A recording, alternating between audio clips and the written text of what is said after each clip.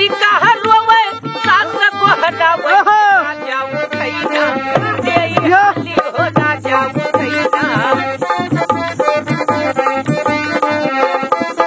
आज राजा उठैना दे आज या वो सास तू लड़का पकड़ ले राजा मजा ले यही हाली हो राजा मजा ले यही हाली हो राजा मजा ले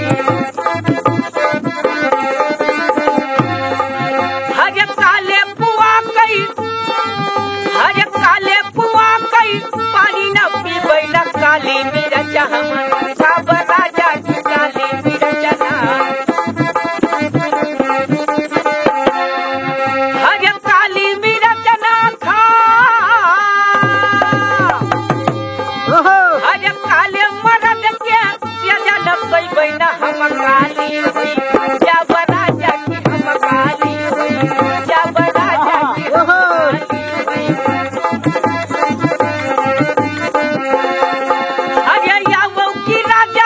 अरे यावो की राजा तो हर बल देखी कि सुनो जगिया लगे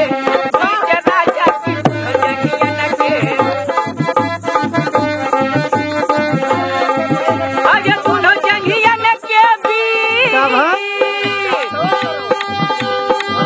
अरे की तो टूट जाए खटिया के पाटी की खबर डंगरा तीन राजा की खबर डंगरा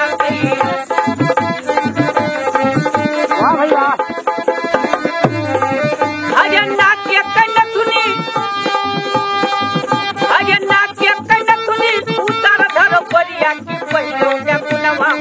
किल भौजी पहिरो जगुनवा अरे पहिरो जगुनवा मक्की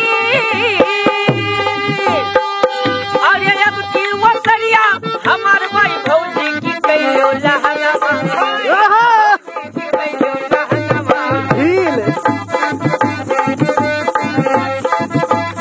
अरे कब राजा तू हंसै न मानो की कब नाही गई दिन राजा की कब नाही गई अरे कब नाही गई दी अरे कब राजा तू आयो से जरिया की हम करवटना दिन राजा की हम करवटना